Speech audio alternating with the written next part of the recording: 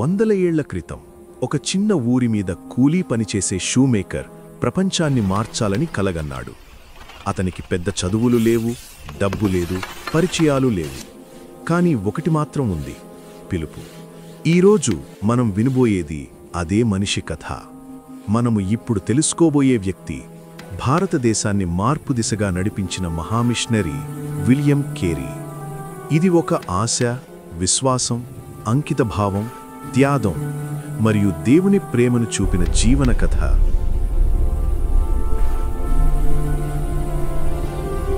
కుటుంబం పేదది, తినడానికి కూడా కొరత.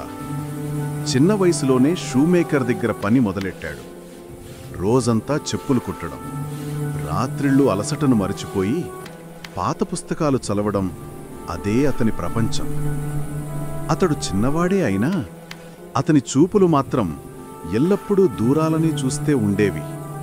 ప్రపంచ పటాలు చూడడం, వేరే దేశాల గురించి తెలుసుకోవడం అతనికి ఎంతో ఇష్టం. ఒకరోజు అతను చదివిన ఒక మిషనరీ పుస్తకం అతని జీవితాన్ని పూర్తిగా మార్చేసింది. ప్రపంచంలో కోట్లాది మంది సువార్తను ఎప్పుడూ వినలేదు అని ఆ పుస్తకం చెప్పింది. ఆ మాటలు అతని హృదయాన్నే కాదు, అతని భవిష్యత్తునే కదిలించాయి. తన గది మూలన కూర్చుని కళ్ళలో కన్నీరు, హృదయంలో నిప్పున మండుతున్న పిలుపుతో అతను దేవునితో ఇలా అన్నాడు, ప్రభూ, నన్ను పంపండి, నేను సిద్ధం. కాని అతని కలను చాలామంది నవ్వుకున్నారు. నువ్వు షూమేకర్, ఏం చేస్తావు, ప్రపంచాన్ని మార్చాలా అని ఎగతాళి చేశారు. మిషనరీ సంఘం కూడా అతనికి అంగీకరించలేదు. కాని విలియం మాత్రం దృఢంగా అన్నాడు, దేవుడు నన్ను ఆపకపోతే మనుషులు ఎలా ఆపుతారు? చివరకు ఎన్నో అడ్డంకుల మధ్య అతను భార్య డార్తీ, పిల్లలతో కలిసి 1793లో భారతదేశం కోసం సముద్రయానం చేశాడు.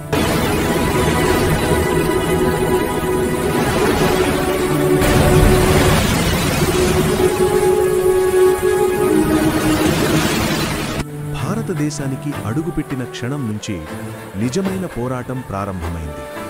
భయంకర వేడి, దోమల జ్వరం, భాష రాకపోవటం, డబ్బులేని జీవితం అన్నీ కలిసి అతన్ని విరిగివేయాలని ప్రయత్నించాయి.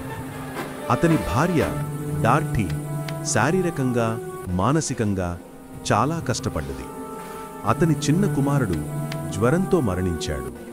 పేదరికం, బాధ, కన్నీరు ఇవి అతని కొత్త జీవితంలో భాగమే అయ్యాయి. కాని ఒకే మాట అతన్ని నిలబెట్టింది, నేను దేవుని పనికి వచ్చాను, ఈ కష్టాలు నన్ను వెనక్కి తిప్పలేవు.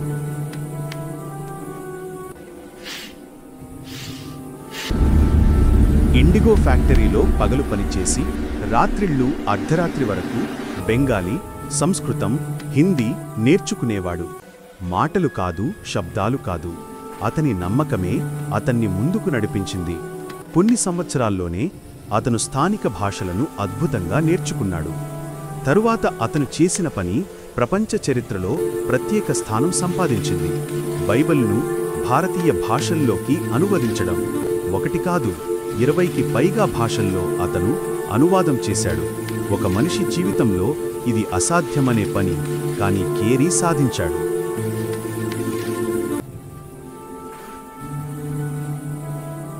అతను సరాంపూర్లో కళాశాల స్థాపించాడు, పాఠశాలలు ఏర్పాటు చేశాడు. భారతదేశంలో మొదటి మోడర్న్ ప్రింటింగ్ ప్రెస్ను ప్రారంభించాడు. వేలాది పుస్తకాలు, ట్రాక్టులు, అనువాదాలు ఇవి కుల్లా అతని చేతుల్లోంచి వెలువడ్డాయి. విద్య, జ్ఞానం, సామాజిక సేవలకు కొత్త దారులు తెరిచాడు. అంతేకాదు, అప్పుడు భారతదేశంలో ఉన్న అన్యాయాలను చూసి అతని హృదయం కుంగిపోయేది. ముఖ్యంగా సతీ ఆచారం.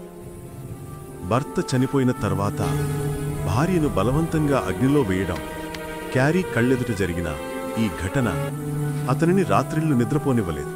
ఎన్నో ఆధారాలు సేకరించి ప్రభుత్వంతో సంవత్సరాల తరబడి పోరాడి చివరకు ఆ అమానుష పద్ధతి నిషేధింపజేశాడు. ఒక సాధారణ షూమేకర్ భారతదేశంలో ఒక గొప్ప సామాజిక మార్పును తీసుకువచ్చాడు. చివరి వరకు విలియం కేరీ భారతదేశాన్ని వదిలి వెళ్ళలేదు. ఇక్కడే జీవించాడు, ఇక్కడే మరణించాడు. అతని జీవితాంతం ఆస్తి ఏమీ లేకపోయినా అతను వదిలి వెళ్ళింది అమూల్యమైన ఆత్మీయ సంపద. బైబిల్ అనువాదాలు, కాలేజీలు, పాఠశాలలు, ప్రెస్లు, మార్పు వచ్చిన లక్షలాది జీవులు. తన సమాధి రాతిపై రాయమని అన్న ఒకే వాక్యం, సాధారణ పాపి దేవుని కృపతో సేవ చేసిన సేవకుడు. ఈరోజు విలియం కేరీ మనకు చెబుతున్న సందేశం ఒక్కటే: మీరు ఎక్కడి నుంచి వచ్చారన్నది కాదు, మీరు ఏ హృదయంతో ముందుకు వెళ్తున్నారన్నదే ముఖ్యం. పేదవారు కావచ్చు, సాధారణవారు కావచ్చు, దేవుడు చేతుల్లో పెట్టుకున్నప్పుడు ఒక మనిషి ప్రపంచాన్నే మార్చగలడు. అతను చెప్పిన ఆ మాటలు నేటికీ ప్రసిద్ధి. Expect great things from God, attempt great things far God. ఇదే షూ మేకర్ నుంచి మిషనరీగా మారిన మహానుభావుడు విలియం కేరీ కథ. ఆశ, సేవ, త్యాగం, విశ్వాసం మరియు దేవుని ప్రేమతో నిండిన కథ.